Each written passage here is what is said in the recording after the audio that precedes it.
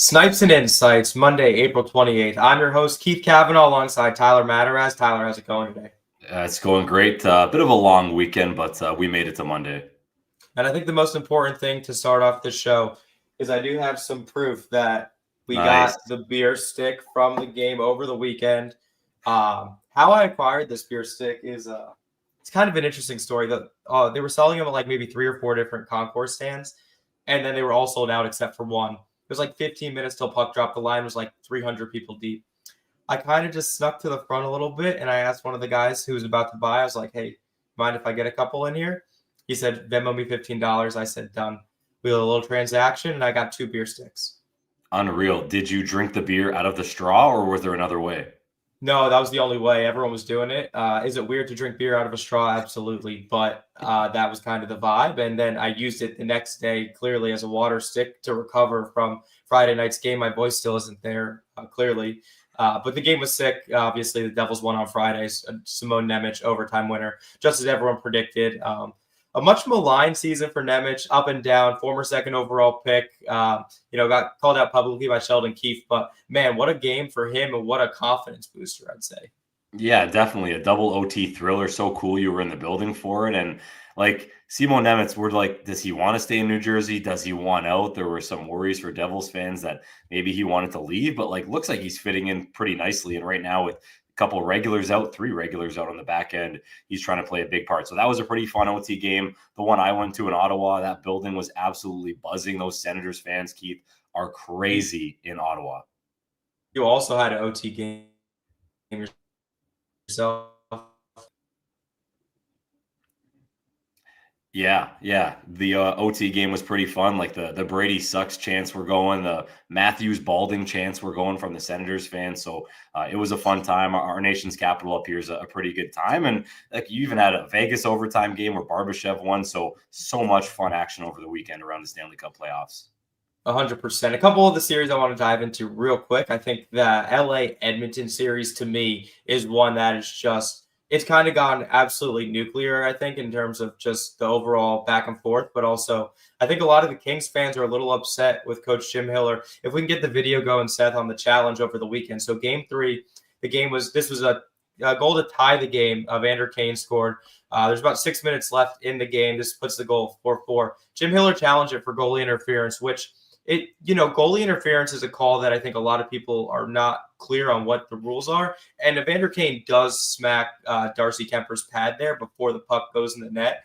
But at the same time, if you lose that challenge, which he did, then you put Edmonton's power play up. And then what happened? They score a goal on that power play. And that really kind of finished the game there for them. And then yesterday's game too, I think the Kings, when they get the lead, they play super defensive and they kind of get into a shell-style defense. And a lot of fans have clearly noted that isn't working, and that's when Edmonton's kind of taking advantage and getting the most of their opportunities.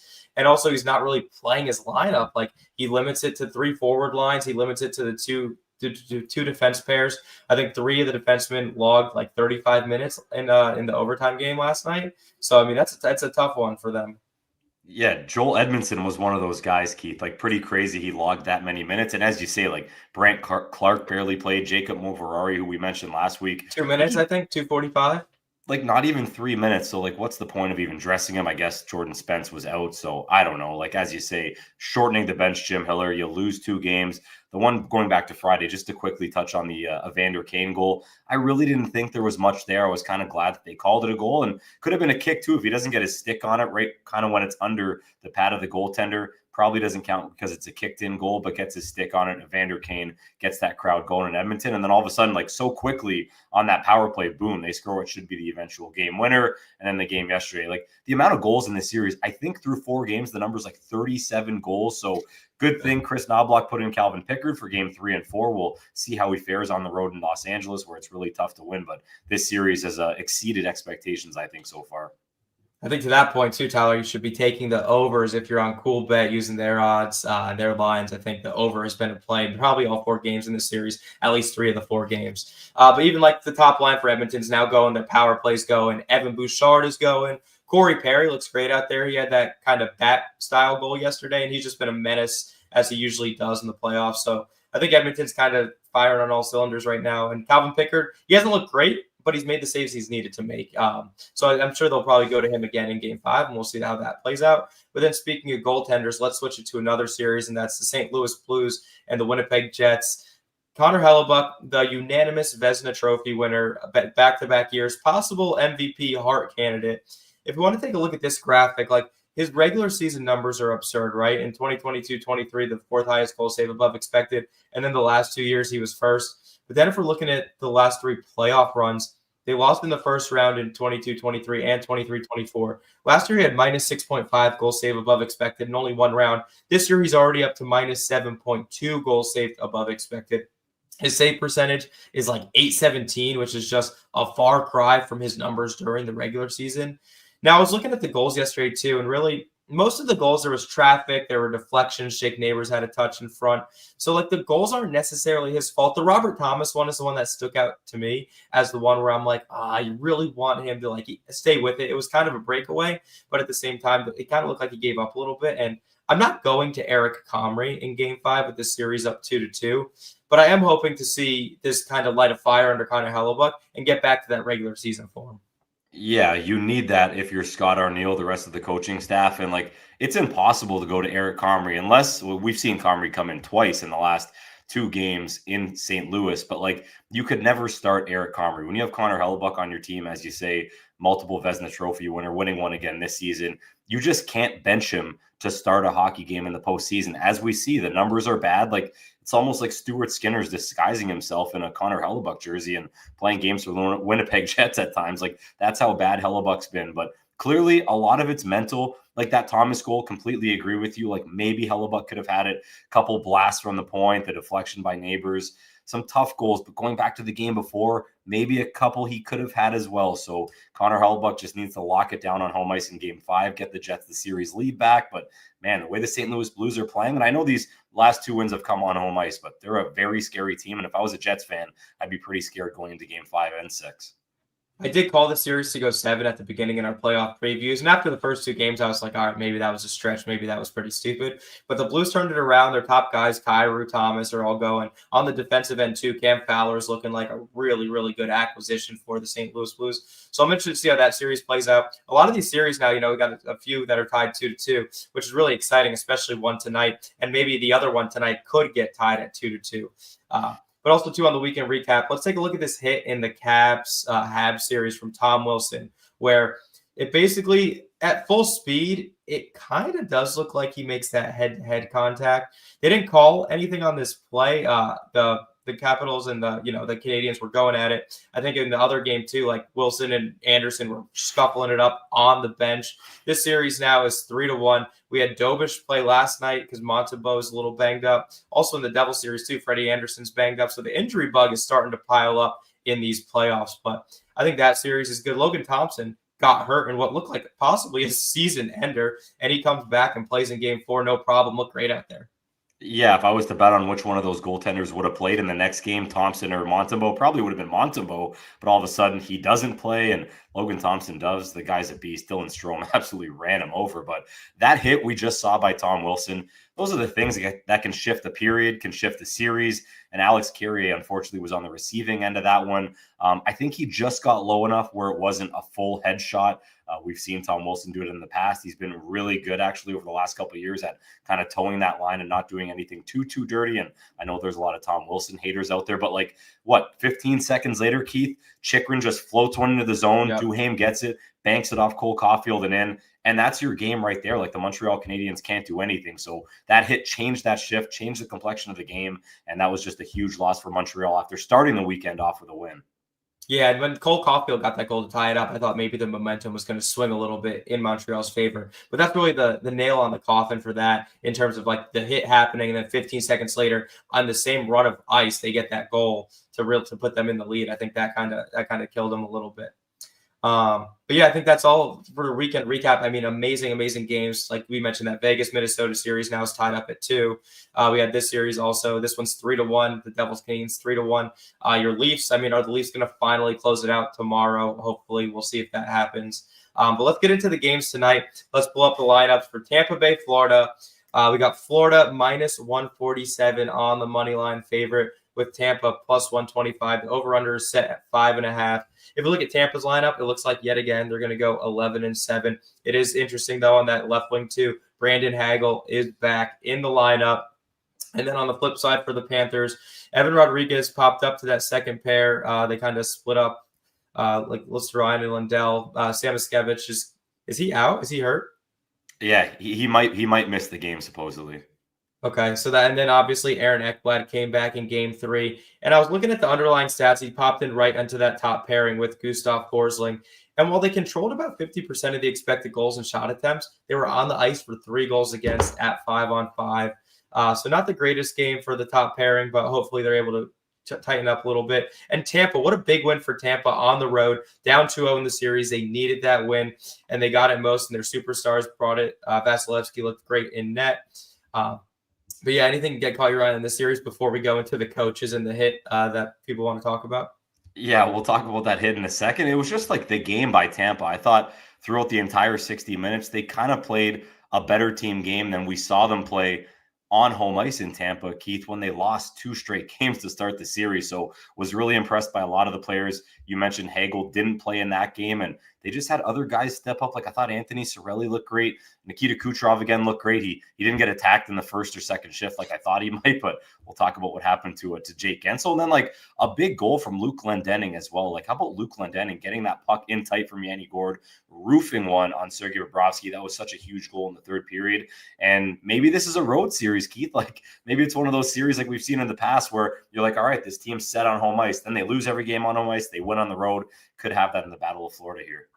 Depth scoring is always so big in the playoffs. So when your fourth line center, Luke Glendening, who's not there for offensive purposes, ends up putting one in the back of the net, it kind of fires the boys up and it gets everyone a little excited. And it helps alleviate some of that pressure from your top line to do all the producing. But Seth, let's get that clip up here. So this is how game 3 ended. Jake Gensel, when the net was empty, Matthew Tkachuk just absolutely lights him up. The hit is clearly late there. Tkachuk got 5 in a game right there, but it didn't matter because there wasn't much time left. And then there was obviously no hearing for him, so no supplemental discipline or suspension. A lot of people were comparing that to the hit that Brandon Hagel delivered on Alexander Barkov in game 2. And then the coaches had a fun back and forth together where Paul Maurice said we hit the guys with the puck on their stick. And then John Cooper flipped it on him the next game because clearly Gensel did not have the puck on his stick. I think that just adds a lot of juice to the fire. And then also in the Four Nations, it was Brandon Hagel and Matthew Tkachuk who started off the fights at center ice in the Saturday night game in the round robin. So I think this just adds a little ignition to the game. And I'm interested to see if Matthew Tkachuk and Brandon Hagel drop the mitts again tonight. Yeah, a little more fuel to the fire in the Battle of Florida. That's all we needed. We knew something was going to happen. And at that point in the game, I was like, all right, like, is it going to get out of hand here? And then all of a sudden, Gensel gives that puck up to send up the empty netter. I think that was to Anthony Cirelli and just gets lit up. But I kind of like it from Matthew Tkachuk. You kind of had a feeling he was going to do something if the Cats were down. And it's not a suspendable hit. It's pretty comparable, I'd say, to the Hagel on Barkov, which looked a little more violent. But yeah, Gensel just got rid of the puck. Gets absolutely lit up by Matthew Tkachuk, and 5 inning game was enough for me. But hopefully the fuel to the fire can ignite tonight, and maybe we get a little more fireworks. I'd love a Hagel Tkachuk rematch for sure. 100%. And I think the only reason people wanted Tkachuk to get suspended a game was because it happened to Hagel, and the hits are somewhat comparable. So, like, I understand that side of it. To me, I wouldn't have suspended either of them. I would have thought, give them 5 in a game and then let them get out there the next night. We'll see if the refs are on a little extra caution, trying to police the situation a little bit. But, I mean, there's a lot of rats on both sides of the ice there, so we'll see how that plays out. Let's get into the second game tonight. So there's only 2 games on the board tonight. We have the Dallas Stars and the Colorado Avalanche. Game 5. This series is all tied up at 2, heading back to Dallas. If we look at the money line and the lineups, we have Dallas is a plus 120 underdog tonight at home with Colorado a minus 140 favorite. Our boy Gabriel Landeskog officially cemented into the second line there. He had a goal in game 4, which we'll get to in a second. But just he's been incredible since he's been returned to this game. If we look in the Dallas side of things, Miro Heiskanen is still out, which is a real bummer to them, especially at home ice. I saw some things where even if he couldn't play all that much, just having him in the lineup dressed, if you wanted to maybe play 11-7, I know your favorite thing is to go 11-7, but just to have him on there on the bench, have some juice. Worst case, he takes a couple shifts and doesn't really play that much. Best case, he's Miro Heiskanen and he's good to go. He did travel, obviously, to Colorado, too, so it made it sound like he's close to returning. And then, of course, Jason Robertson also still not in the lineup. These lineups are also on PuckPedia all the time. They get updated, refreshed as beat writers are logging in morning skates. So anytime you want to see these lineups, head over to PuckPedia, go to the lineups tab and pick on your favorite team just to check out the matchups. But Tyler, what are your thoughts on this series? To me, obviously, the Landeskog thing is big, but then also, too, on the flip side, Mikko Rantanen, I think, is 1 point in 4 games.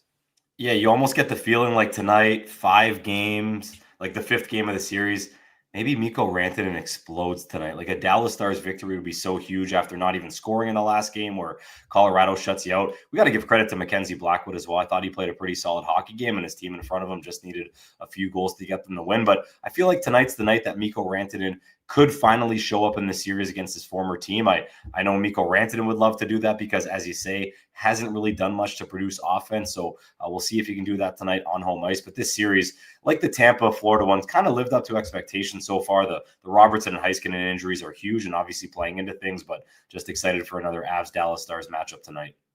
100%. Seth, if we can get the video, Landy putting away that goal. I was listening to 32 Thoughts to say, and Elliot Friedman and Kevin Bieksa were out to dinner after the game, and they had the TV on, but they didn't basically – Bieksa wasn't facing the TV, so Elliot goes, oh, Landy scored. And Bieksa goes, oh, it must have been like a tip or deflection in front. Friedman's like, no, it was off the rush on an absolute freaking snipe. I mean, look at the joy, how happy he is, how happy his teammates were too. Even in that clip, though, you couldn't see like the bench was going nuts for him. It's a huge goal, too. I think that was put them up 3-0 in that game. Just a really big, like really cemented that game, but also the fans were loving it. It was just an incredible moment, and you really love to see a guy like that who was elite when he left the game 3 years ago, almost 1,000 days in between games in the NHL. And he looks like he hasn't missed a freaking beat. Seth, if we got that other graphic up too, Tyler, I'll let you add in any color you want on this. Well, yeah, just to watch him do that, almost like a Kevin Bieksa special, Keith, like a little half clapper, and maybe Bieksa was doing that a little more from the point, just taking passes from some of his wingers, but off the rush, half clapper, off the post and in, just classic Gabe Landeskog. And as you say, it doesn't look like he's missed a beat. He only needed a couple conditioning games in the American Hockey League, and he's battling in front. Like, you see him battling in front with, I think it was Leon Bischel in that game, and Leon Bischel's like 6'7". He's an absolute monster. Big boy. Yeah, he's huge, but Landeskog's holding his own. Looks like his knee is fine, which is great news. You just hope nothing else ever happens to it, and Landeskog can finish this postseason and finish out his career in the regular season for a few more years. But, man, it's awesome to see him back. And that bench shot you mentioned was so cool. His teammates pumped up for him. The coaching staff pumped up for him. Couldn't even imagine how pumped his family was watching him score that goal. Yeah, these numbers are ridiculous, too. On the ice at 5v5 in his 2 games back, his shots are 21-3. Slot shots, which are the slots right in the home plate area in front of the net where you want to be shooting the puck, 11-1. The expected goal share is almost 88% to 12%, and then obviously 2 goals to 0. So, I mean, his 5v5 numbers have been absolutely dominant since he's been playing. And 24 minutes in 2 games, like that's a decent amount of ice for someone who hasn't played in over 3 years. You're throwing him right in the mix against a tough opponent in Dallas in the playoffs when the series has already started 2 games, coming in cold like that. So I think it just goes to show how incredible this player is and just how much he means to this team. And wow, if Colorado makes a run and, he gets to hoist the cup for a second time and it's the first guy lifting it, like, could you imagine the scenes on that? Yeah, I think that would go down as one of the best cup lifts in history. Wouldn't it? Just like quickly off the top of your head, there's some really, really good ones. Obviously, Sakic to Bork was really, really cool. But Gabe Landeskog, after missing all the time he did, his last game coming, lifting the cup, and then comes back, and maybe that season, that postseason, he can do it again. So love that he shifted to the second line. The numbers just speak for themselves. Like those slot chances, just the shots in total against and for is absolutely crazy. So Jared Bednar is probably the happiest guy that he has his captain back, and it's obviously paying big dividends so far for the Avalanche. Well, I mean, I totally agree. And we got 2 amazing electric games on the board tonight. The Battle of Florida and then Dallas, Colorado, which is my favorite series so far. Although Edmonton and LA has given that a run for its money, in my opinion. I think that series now has kind of flipped the switch and it's go time for that. But that's all the time we have for here. Snipes and Insights, PuckPedia Hockey Show, April 28th episode. 2 games tonight, and then we're going to be back tomorrow around the same time to preview the 3 games tomorrow. Any last words, Tyler, before we head it off? I'm excited for both these games tonight. I think they're going to be really good. Yeah, so am I. I hope maybe there's a fight off the start of the game between Tampa and Florida. We'll have to wait and see. Dallas, Colorado is just going to be great again. And I think both me and you we both need a very light night, just 2 games tonight. It's going to help us for sure. Nice little Monday, ease us into the week. But that's all the time we have for you. Thanks, and enjoy the games tonight.